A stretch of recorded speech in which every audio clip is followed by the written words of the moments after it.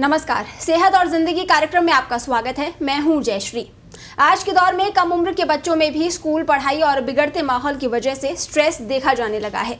आजकल बहुत कम उम्र के बच्चों में भी आसपास के माहौल, परिवार की उदासीनता और लड़ाई झगड़े और हिंसा के चलते मानसिक रोग नजर आने लगे हैं। ये बेहद चिंताजनक स्थिति है, क्योंकि जिस उम्र में बच्चों को हंसी खुशी के माहौल में रहते हुए खेलना कूदना और नया कुछ सीखते रहना चाहिए, उस उम्र में बच्चे मानसिक समस्याओं से ग्रस्त हो जाते हैं।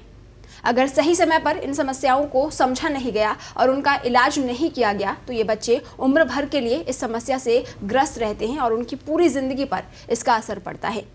इसी पर आज हम बात करेंगे। मेरे साथ स्टूडियो में मौजूद है खास मेहमान मनोचिकित्सक डॉक्टर जयश्री जैन जी। जयश्री जी, आपका स्वागत है। जयश्री जी, सबसे पहले जानना चाहेंगे, बच्चों में आमतौर पर कैसी मानसिक समस्याएं ज्यादा देखने को मिलती हैं? देखो, बच्चों में ज़्यादातर जो देखने को मिल रही है मतलब एंजाइटी डिसऑर्डर हो गया, ADHD हो गया, लर्निंग डिसऑर्डर्स हो गए, और जैसे बिहेवियरल इश्यूज़ हो गए, बिहेवियरल प्रॉब्लम्स बहुत है, इमोशनल प्रॉब्लम्स भी हैं, और डिप्रेसिव मतलब अवसाद से सेपरेशन एंजाइटी, ये सब आजकल ज़्यादा देखने को मिल रहा है जी। और सबसे ज़रूरी ये हो जाता है कि ये पहचान हो कि बच्चे को मानसिक समस्या है, तो पहचान कैसे की जाए, इसके संकेत क्या हैं?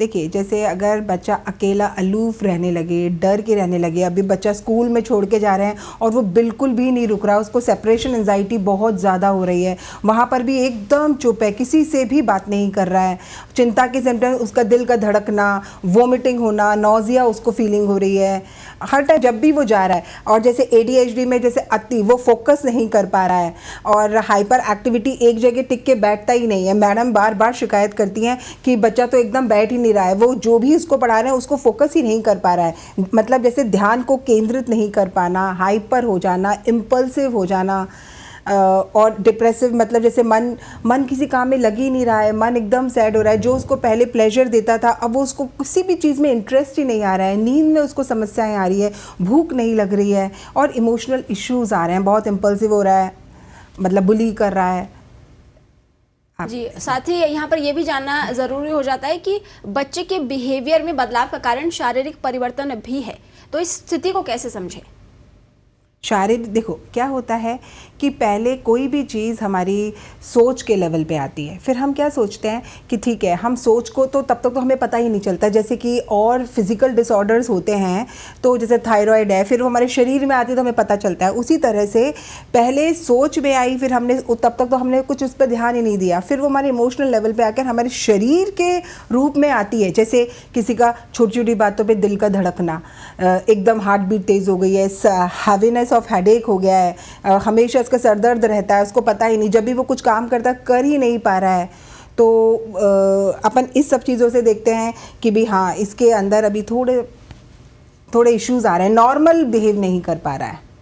तो जब हमारी इमोशनल लेवल शरीर में ऑटोनॉमिक नर्वस सिस्टम के थ्रू ओवर थिंकिंग होती है, और हम उसको जब सप्रेस करते हैं तो वो इमोशनल प्रॉब्लम और साइकोसोमैटिक प्रॉब्लम के रूप में आ जाती है। जी जयश्री जी, माता पिता की ओर से हर फील्ड में फर्स्ट आने का प्रेशर, हर फील्ड में अच्छा करने का प्रेशर, दूसरे बच्चों से उनकी तुलना करना, इसका बच्चों की मानसिक स्वास्थ्य पर कितना असर पड़ता है? देखो, इससे उनकी मानसिक स्वास्थ्य पे बहुत ज़्यादा असर पड़ता है। उनका सेल्फ एस्टीम लो हो जाते हैं, उनमें डिप्रेसिव फीचर्स आने लगते हैं, वो एंग्शियस रहते हैं, और एक उनको हर टाइम एक फेयर ऑफ फेलियर लगा रहता है। क्योंकि देखो, हम इसको सिंपल रूप से ऐसा समझ सकते हैं कि ये हमारा एक ब्रेन है। इसमें आप ये समझ लो, हमारे 3 ब्रेन है, एक ब्रेन स्टेम, एक मिड ब्रेन, और एक हमारा प्री फ्रंटल कॉर्टेक्स होता है। ये जो दोनों ब्रेन है, शॉर्ट में जिससे आपको बहुत अच्छे से समझ में आ जाए, ये दोनों ब्रेन ना जंगल में रहने के लिए बने हुए हैं। ये इनका फंक्शन क्या है कि तुम्हारे सर्वाइवल को थ्रेट है और तुम बचो, मतलब यहाँ खतरा है और तुम बचो। तो ये हमेशा, जैसे ही ये वाला ब्रेन ऑन होता है, जब हम खतरे में होते हैं तो ये हम फाइट, फ्लाइट और फ्रीज में आ जाते हैं। ठीक है। और जो ये हमारा प्री फ्रंटल कॉर्टेक्स है, ये हमारी एग्जीक्यूटिव फंक्शनिंग देखता है, हमारी attention, reasoning, understanding, logic, decision making, problem solving, यानी इम्पल्स जनरेट यहाँ से होता है, इनहिबिट यहीं से होता है, फोकसिंग माइंड यही है। अब क्या होता है कि जब हमारे ऊपर प्रेशर पड़ रहा है, ठीक है, हमने एक स्मार्ट गोल्स नहीं लिए, हमें पता ही नहीं कि हमारा कैपेसिटी इतना है, और पेरेंट्स का अत्यधिक उसको भी तुम ये भी हर चीज़ में एक्सेल करो, तो बच्चा हर टाइम ये वाले ब्रेन में रहेगा। और होता क्या है कि या तो ये वाला ब्रेन ऑन होता है, ये ऑफ हो जाता है, या तो ये ऑफ होता है, ये ऑन होता है, दोनों कभी एक साथ ऑन नहीं हो सकते। और ये वाला ब्रेन 10 इमरजेंसी को भी एक साथ टैकल कर सकता है, और ये वाला ब्रेन जो इमरजेंसी नहीं है उसको भी इमरजेंसी बना देता है। तो जैसे ही बच्चा और ये कब ऑन हो रहा है? जब बच्चा थ्रेट में कब? जब एक्स्ट्रा ऑर्डिनरी उस पर प्रेशर डाला जा रहा है कि इतनी तो उसकी कैपेसिटी नहीं है, और पेरेंट्स हर टाइम सोच रहा है कि भाई ये इस पे भी एक्सेल करेगी, इस पे भी excel. See, no one is perfect, सबके एक यूनिक पर्सनालिटी होती है, ठीक है। हम प्रेशर डालते ही तो हमारा ये वाला ब्रेन फाइट फ्लाइट मोड में आ जाता है, that is anger, depression, fear of failure, anxiety, ये सब स्टार्ट हो जाते हैं। तो हम लोगों को एक्स्ट्रा प्रेशर कभी नहीं डालना चाहिए, हमेशा उसकी extra curricular activity, personal activities और उसकी एकेडमिक, इन सब में बैलेंस बना करके हमें चलना चाहिए। जी जयश्री जी, एक बड़ी समस्या ये भी है कि गैजेट्स का इस्तेमाल काफ़ी बढ़ गया है, तो ऐसे में छोटे बच्चों को जल्दी ही गैजेट्स दे देना, मोबाइल दे देना, ऐसे में मेंटल हेल्थ पर कितना भारी ये पड़ रहा है? देखो, मेंटल हेल्थ पे हमें पता ही है कि इसका बहुत भारी असर पड़ता है। हमारी क्रिएटिविटी, हमारी लर्निंग, हमारा अटेंशन, अग्रेशन बढ़ जाता है। इसी काफ़ी सारी स्टडीज़ हुई हैं कि किस तरह से हम जितना ज़्यादा मेंटल ये गैजेट्स यूज़ करते हैं, उतना अग्रेशन लेवल और इम्पल्सिविटी लेवल बढ़ जाता है। अब इसमें जैसे pediatric association, American pediatric association, इन सब में ये स्टडीज़ भी आई हैं कि हमें जैसे अगर छोटा बच्चा है, मतलब 2 से 5 साल का बच्चा है, जो क्योंकि आजकल स्कूल्स वगैरह में कोविड के बाद अपने टीवी और मोबाइल से ही क्लासेस हुई, तो फिर भी 1 घंटे से ज़्यादा हम उनको नहीं दे सकते हैं। मतलब ये एक्चुअली मोबाइल कितना यूज़ करना है, ये भी इंडिविजुअल सर्कमस्टांसेस और उसकी एज पर ही डिपेंड है। जैसे 6 से थोड़ा बच्चा ज़्यादा है, 6 से बड़ा, तो भी हम 2 घंटे से ज़्यादा हमें नहीं देना चाहिए, और उसमें भी हमें वॉच रखना है कि वो हेल्दी सब्सटेंस ही देख रहा है ना, क्योंकि क्योंकि अभी बच्चा मॉडलिंग से सीखता है। अगर वो अग्रेसिव गेम देखता है, अग्रेसिव ये चीज़ें देखता है, तो हमारा उसका ब्रेन में ये वाला एरिया ज़्यादा डेवलप हो जाता है, तो उसको आगे जाकर बिहेवियरल प्रॉब्लम्स इश्यूज हो जाते हैं। जी जयश्री जी, अब जंक फूड भी एक इम्पॉर्टेंट कहेंगे कि एक गलत रोल यहाँ पर प्ले करता है, क्योंकि बच्चे ज़्यादा जंक फूड खाते हैं और ये भी, इससे भी समस्याएं हो रही हैं। तो कितनी समस्याएं इससे ज़्यादा बढ़ रही हैं? देखो, जंक फूड से कि काफ़ी स्टडीज़ हो चुकी हैं, जो ये प्रोसेस्ड फूड होते हैं, शुगर वाले, ये जो आजकल पिज़्ज़ा और ये सब आ गए हैं, जो ये प्रोसेस्ड फूड्स होते हैं, इनसे depression, anxiety level, impulsivity level काफ़ी बढ़ रहा है। इसको हमें रिप्लेस करना चाहिए प्रोटीन डाइट से, मिनरल्स, वाइटामिन्स, एक बैलेंस्ड डाइट से, वरना इसमें आने वाले उसमें, क्योंकि ये डायरेक्टली नहीं देखा जा रहा है, बट इनडायरेक्टली इसके हर उस पर इम्पैक्ट आएगा ही। जी जयश्री जी, कई बड़ी बीमारियां हैं जिनका फैमिली हिस्ट्री अगर हो तो उस पर असर पड़ता है, तो क्या मानसिक बीमारियों में भी फैमिली हिस्ट्री का असर पड़ता है? हाँ, देखिए, फैमिली हिस्ट्री का बिल्कुल प्रभाव पड़ता है। कई प्रॉब्लम जैसे मूड डिसऑर्डर्स और साइकोटिक डिसऑर्डर्स में तो बोलते हैं कि अगर माँ बाप दोनों ही अगर मतलब उनको साइकोसिस हो रहा है, तो 40% चांसेस बच्चे में बन जाते हैं। अगर एक ही है तो 11% बनते हैं। और वैसे पर सिर्फ यही एक फैक्टर नहीं है, क्या होता है, हमारा जेनेटिक और हमारा एनवायरनमेंट दोनों का इंटरेक्शन इफेक्ट होकर ये, ये ज़रूरी नहीं है कि अगर पेरेंट्स को हो तो बच्चे में आए। अगर हम उसको सपोर्टिव एनवायरनमेंट, हम उसको वैसी सारी एक्टिविटीज़ जो बोलते हैं ना कि हम ये वाला ब्रेन को ना डेवलप होकर ये वाले ब्रेन को हम ज़्यादा करते हैं, सपोर्टिव एनवायरनमेंट, रिक्रिएशनल एक्टिविटीज़ वाला एनवायरनमेंट और ट्रस्ट वाला एनवायरनमेंट देते हैं, तो ये बिल्कुल ज़रूरी नहीं है कि वो हो, क्योंकि this is only not factor, environment और जेनेटिक दोनों का इंटरेक्शन इफेक्ट होता है। जी जयश्री जी, एक और समस्या जो आजकल देखने को मिल रही है कि बच्चों में दया खत्म हो रही है, सहनशीलता कम हो रही है। तो ऐसे में पेरेंट्स क्या करें जिससे ये क्वालिटीज़ डेवलप की जा सके बच्चों में? देखो, emotional intelligence can not be taught, we have to be that, क्योंकि बच्चा जो है ना वो एक्चुअली पेरेंट्स का आईना ही है। अब जैसे ही एक छोटा बच्चा है, हम लोग उसको क्या सिखा रहे हैं, जैसे ही वो चल रहा है और वो टेबल से टकरा गया, बोलते अरे ये टेबल, अच्छा चलो पिट्टी करो, जहाँ पर ये देखो टेबल ने आपके ऐसे किया। मतलब हम शुरू से उसको क्या सिखा रहे हैं कि दूसरे रिस्पॉन्सिबल है तुम्हारे इमोशनल फीलिंग्स के, जबकि we are total responsible for our happiness. तो अगर हम लोगों ने जैसे उनमें पेशेंस डेवलप करना, वो हम पेशेंस और ये सब कौन से, इस ब्रेन में, ये ब्रेन कब होता है जब हम इसको सपोर्टिव एंड ट्रस्टफुल एनवायरनमेंट देते हैं। तो ये हमें ऐसा एनवायरनमेंट दे करके हम उनमें पेशेंस डेवलप कर सकते हैं और इम्पल्सिविटी को रोक सकते हैं। जयश्री जी, डांटने और मारने का बच्चों पर गलत असर पड़ता है, तो इस स्थिति को पेरेंट्स कैसे हैंडल करें? देखो, अगर हम डांटने और मारने पर बच्चे के अंदर डिप्रेशन और एंजाइटी जनरेट होती है, क्योंकि डांटने और मारने का मतलब है डर का मतलब है ये वाला ब्रेन ऑन, ये वाला ब्रेन अब उसमें सोचने समझने की शक्ति नहीं है, ठीक है। अब वो डिसीजन वो ले ही नहीं पाएगा, क्योंकि डिसीजन मेकिंग इसका रोल है। तो मारने पीटने में उसमें एक रिवेंजफुल एटीट्यूड डेवलप हो जाता है कि हर टाइम जब भी माँ बाप आएंगे अब हमें उसका उल्टा ही करना है, और उसका पूरा पॉजिटिव पर्सनालिटी ग्रोथ हो नहीं पाता है। तो पनिशमेंट इस तरह से नहीं होता। We have to respect. आज हम अपने पर्सपेक्टिव से सही हैं, पर बच्चा भी अपने पर्सपेक्टिव से सही है। जब हम छोटे थे तो हमने भी ऐसा किया था। तो हमें विथ पॉजिटिव फैक्ट्स, हमें अपनी फैक्ट्स की तरह उनसे वो बात रखो और उनके व्यूज़ को भी रिस्पेक्ट दो। See what is the respect, that we know that there is a difference in the opinion and we respect that difference in the opinion. हमें कंट्रोलर बन के नहीं, हमें गाइड बन के उनकी हेल्प करनी है।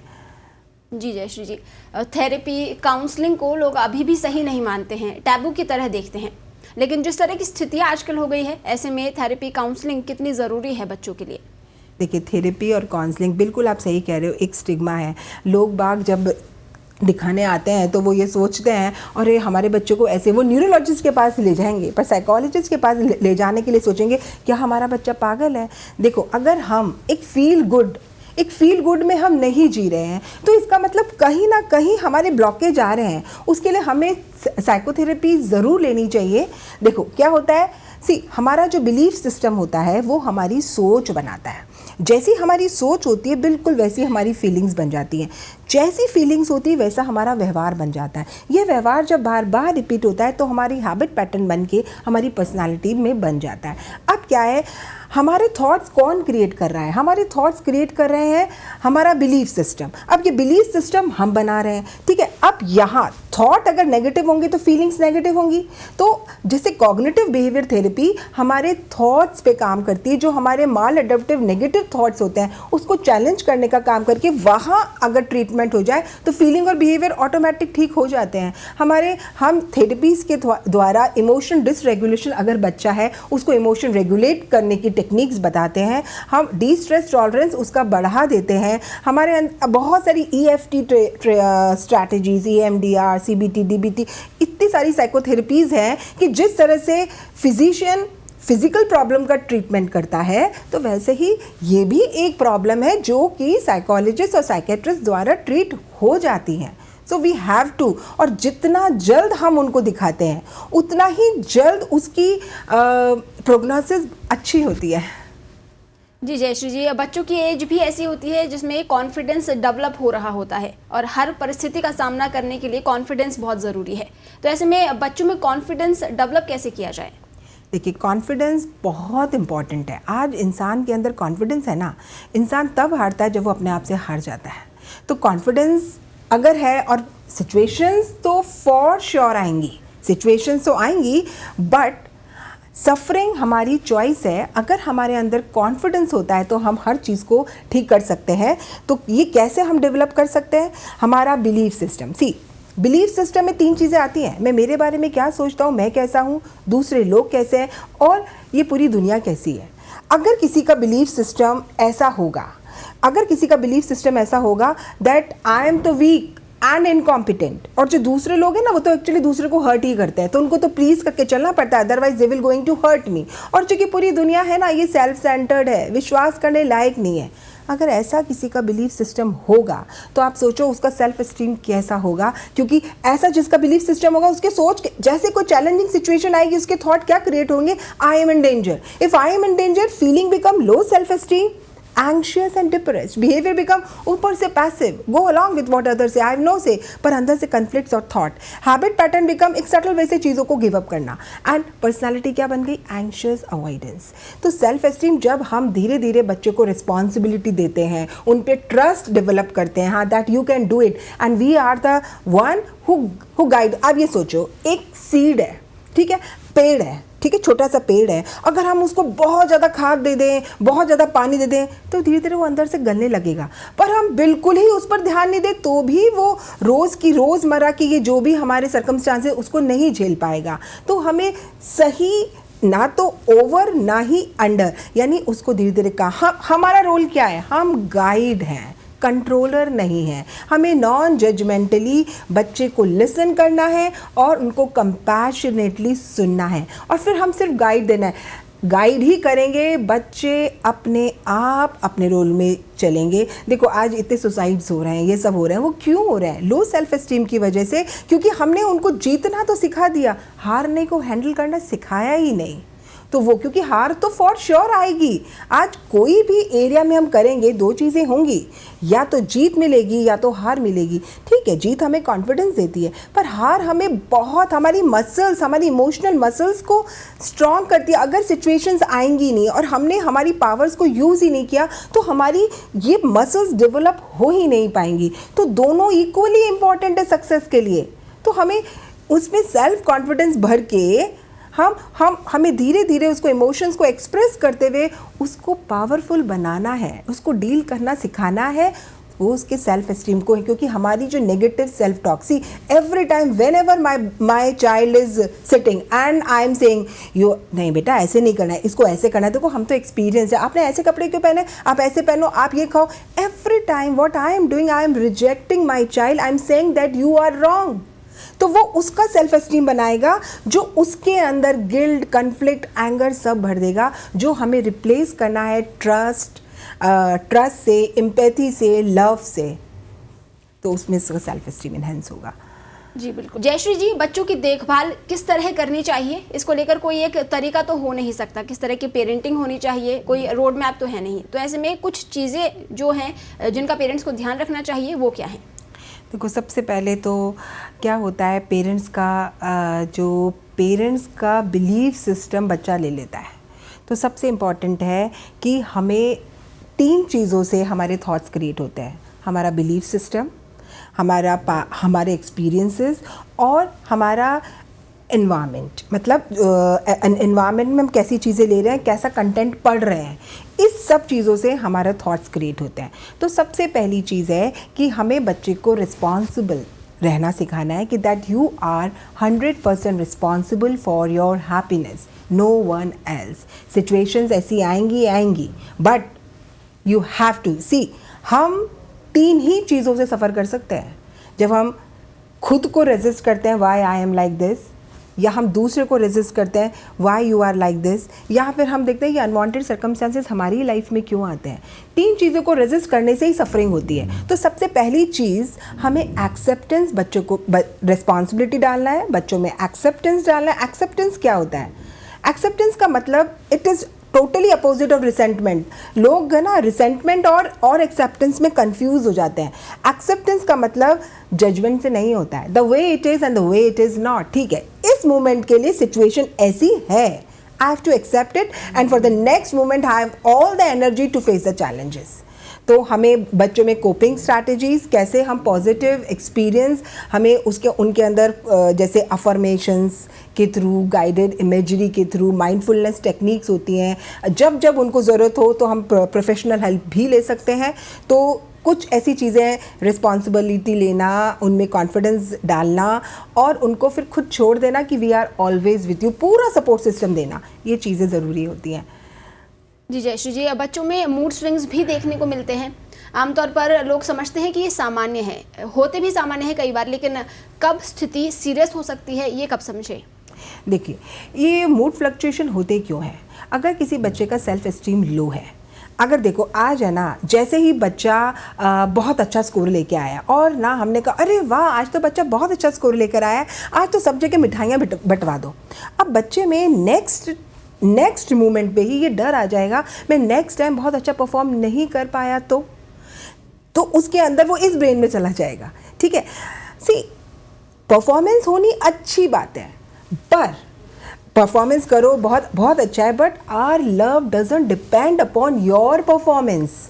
तो ये चीज़ उसके अंदर डालनी होगी, क्योंकि फिर जैसे ही वो थोड़ा सा अच्छा कर लेगा मूड बिकम सो हाई, और जब परफॉर्म अच्छा नहीं कर पाएगा मूड बिकम्स वेरी लो। तो हमें कुछ इमोशन डिसरेगुलेशन जो ये हो रहा है उससे हमें पहले से ही रेगुलेशन टेक्निक्स के थ्रू हम बच्चों को स्ट्रांग बना सकते हैं कि सिचुएशन आएगी किस तरह से वो हमेशा अपने इमोशंस को एक्सप्रेस रखे इन सपोर्टिंग एनवायरनमेंट। ठीक है, हमारे होता है कि एक्यूमुलेटिंग द पॉजिटिव एक्सपीरियंसेस, हम कैसे अपनी इमोशंस पे मास्टरिंग करें और हमेशा कोपिंग अहेड कैसे रखें। फिर अगर नहीं हो तो सिचुएशंस को एक्सेप्ट करना अगर हम सीख ले तो ये हमारे इमोशन ये डिसरेगुलेशन ये जो मूड फ्लक्चुएशंस हैं वो नहीं होंगे। क्योंकि अगर एक लेवल पर ये बढ़ जाते हैं, पहले तो हमें पता नहीं चलता, एक लेवल पर हैं तो फिर हमें बाइपोलर मूड डिसऑर्डर, फिर ऑटोमेटिक सिचुएशंस के अकॉर्डिंग हम फ्लक्चुएट होने लगते हैं, और सिचुएशंस हमारे हाथ में नहीं हैं। सिचुएशंस जो आएंगी स्टेबिलिटी के साथ उनको डील करना है, तो हमें ये प्रॉब्लम होगी ही नहीं। जी, एक उम्र में बच्चों को पेरेंट्स का डर रहता है, कई केसेस में एक उम्र के बाद वो डर खत्म हो जाता है, तो उस स्थिति में पेरेंट्स क्या करें?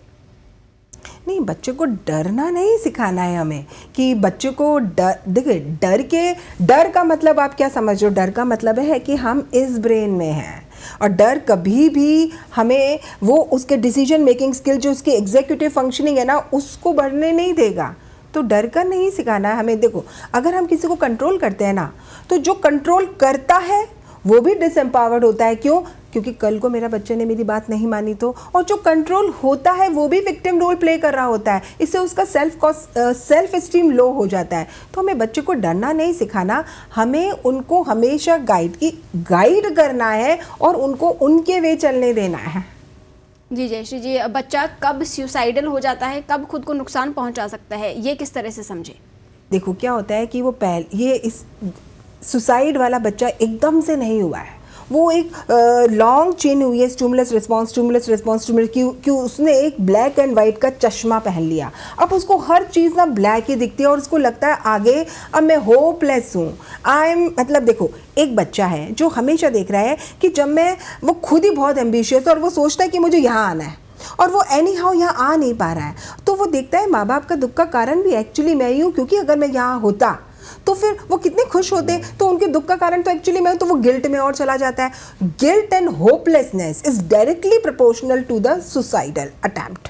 ठीक है, अब जब हम देख रहे हैं कि सुसाइड में वो बच्चा बोल रहा है, वो खुद ही कुछ इंडिकेटर्स देने लग जाता है जिसको हमें सीरियसली लेना चाहिए। वो बोलने जाता है कि ठीक है हाँ मम्मी, अब उसके ना पहले के जो इंटरेस्ट थे वो इंटरेस्ट लो होने लगते हैं, जो उसका हमेशा मूड सैडनेस में ही रहने लगता है, और वो बोलने लगता है कि हाँ मेरे बाद ये चीज़ें इनको दे देना, हाँ मम्मी अभी तो ये है, कुछ हो सकता है कुछ नोट भी लिखे। तो ऐसे कुछ वार्निंग साइंस हमें पहले से मिलने लगते हैं, जो हमें उस टाइम हमें उसको सपोर्ट देने की ज़रूरत है। ऐसा नहीं अच्छा ये हमेशा बच्चा ऐसा ही कर रहा है, कुछ नहीं, उसको सीरियसली लेना है कि ऐसा क्यों हो रहा है, क्या, क्योंकि उस टाइम पे वो बीमार है, वो चाह करके भी चीज़ों को कर नहीं पा रहा है, इसलिए वो एक विशियस साइकिल में फंस गया, और अपन को विशियस साइकिल को तोड़ना है। ये हमारी पेरेंट्स की रिस्पॉन्सिबिलिटी है। जी मैम, पेरेंट्स को ये समस्या भी आती है कि बच्चा इस वक्त क्या सोच रहा है, उसके दिमाग में क्या चल रहा है, किस तरह से वो चीज़ें देख रहा है, ये समझना ज़रूरी है। तो ऐसे में क्या आप पॉइंट्स बताना चाहेंगी जिससे पेरेंट्स को भी यहाँ पर मदद मिले?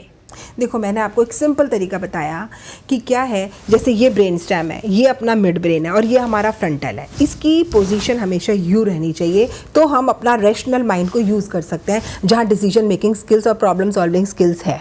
ओके, जहाँ चूज़ करने की पावर है, क्योंकि ये वाला माइंड सिर्फ रिएक्ट करता है, चूज़ नहीं करता। ओके, अब ये ऑन होगा तो वो सब काम कर लेगा, क्योंकि ये 10 इमरजेंसीज को भी टैकल कर सकता है। अब क्या है, नेगेटिव थॉट्स की वजह से, नेगेटिव थॉट कब आया, क्योंकि थ्रेट आ रहा है उसके, तो ये हट जाएगा। क्योंकि अगर ये दोनों जंगल में रहने के लिए बने हैं, अगर टाइगर आ गया और मैं सोचूं मुझे इधर से जाना है कि इधर से जाना है कि पेड़ पे चढ़ना है, इतने में तो टाइगर खा जाएगा। तो we are design like that कि जैसे ही थ्रेट आता है ये ऑफ हो जाता है। अब हम सिर्फ रिएक्ट करते, पहले भागते हैं फिर सोचते भाग क्यों रहा था, अच्छा टाइगर आ गया था, ठीक है। तो अगर हम इसको स्ट्रांग बना दें तो ये खुद वीक पड़ जाता है। तो ऐसे में वो कैसे, हम उसकी जो नेगेटिव्स, हम उसके अंदर पॉजिटिव सेल्फ टॉक इनकलकेट करें, नेगेटिव सेल्फ टॉक हटाएं, पॉजिटिव एक्सपीरियंसेस को बढ़ा करके हम उसके अकम्पलिशमेंट को उसके साथ में एक फॉस्टर, एक सपोर्टिव एनवायरनमेंट रखें, that we trust you, trusted relationships वो बनाएं। तो ये सब चीज़ें करने से उसके अंदर, क्योंकि नेगेटिव सेल्फ टॉक की वजह से ही तो ये ऑफ होगा, वरना तो ये ऑन ही रहेगा ना। तो ये हमें हेल्प करेगा कि जब बच्चा दर्द में है, जब बच्चा पेन में है, उस टाइम पर उसको कोई इंस्ट्रक्शन, सजेशंस, एडवाइस नहीं चाहिए। उस टाइम वो सोचने समझने की शक्ति में ही नहीं है, उस टाइम तो उसको सपोर्ट सिस्टम बनना पड़ेगा हमें। फिर राइट टाइम पे जब वो इस ब्रेन में है, देन हम अपनी बात बता सकते हैं। जी जयश्री जी, जैसी अभी आपने स्थितियाँ बताई, ऐसे में कहा जाता है कि बच्चे को, लोग कहते हैं कि पॉजिटिव रहो, पॉजिटिव सोचो, तो इसके लिए क्या टिप्स आप बच्चों को देना चाहेंगे? हाँ देखो, सबसे पहली चीज़ है ना, मैं ये बिल्कुल, जब बच्चा डिप्रेस्ड है और अगर अपन ये बार बार बोलते हैं ना बेटा पॉजिटिव रहो, पॉजिटिव रहो, तो ये उसके अंदर गिल्ट फीलिंग भी पैदा कर सकता है। क्योंकि वो ऑटोमेटिक, उसके जो केमिकल सिक्रीशंस इतने नेगेटिव वहाँ पर है कि वो नेगेटिव थॉट्स ऑटोमेटिक ही क्रिएट हो रहे हैं, ठीक है। तो उस टाइम पे उसके इमोशंस को भी एक्सप्रेस होने दो। एंड जब हम सपोर्ट सिस्टम भी रखते हैं और हम उसको हेल्दीली अपने इमोशंस को एक्सप्रेस होने देते हैं, तो तब उसके अंदर नेगेटिव थॉट, देखो अगर इमोशंस को सप्रेस करेंगे ना, नेगेटिव इमोशंस को, तो एक्चुअली नेगेटिव थॉट्स ज़्यादा बढ़ने लगेंगे, और थॉट को सप्रेस करेंगे तो इमोशंस बढ़ने लगेंगे। तो हमें उसको रिलीज़ कराना है एक सपोर्टिव एनवायरनमेंट के द्वारा, ठीक है। तो इम्पॉर्टेंट क्या है, स्टे पॉजिटिव होने के लिए हमें, मैंने कहा कि हमारे पॉजिटिव एक्सपीरियंसेस हों, हम ज़्यादा से ज़्यादा पॉजिटिव एक्सपीरियंसेस, बच्चे में ट्रस्ट रिलेशनशिप करें, हम ग्रैटिट्यूड को डेवलप करें। ग्रैटिट्यूड यानी thankfulness, happiness habits and forgiveness, कि ठीक है सिचुएशन ओके, सबका अपना अपना, वो भी अपने जैसे हम अपने हैबिट पैटर्न से ओके है, अगला भी अपने हैबिट पैटर्न से ओके है। अगर चेंज होने में थोड़ा टाइम लगेगा, क्योंकि वो भी लंबा पैटर्न लेकर आए बार बार रिपीटेशन के साथ, तो हम अगर ये सब चीज़ें उसमें पॉजिटिविटी डालते हैं, जैसे उसमें ट्रस्टेड फ्रेंड्स, उसका रियलिस्टिक गोल डालें, हम उसमें अच्छी हॉबीज़ करें, पॉजिटिव इन्फ्लुएंसेस उसमें डालें, पॉजिटिव माइंडसेट डेवलप कर दें through affirmations, through positive self talk, mindfulness, guided imagery, ये बहुत सारी टेक्निक्स हैं जहां हम उसका पॉजिटिव माइंडसेट बना सकते हैं। बट डोंट जज बाय योर इमोशंस। बच्चे को भी ये समझाना है, अगर तुम्हारे नेगेटिव इमोशंस आ रहे हैं, you are the only contacts, don't जज your self through your emotions.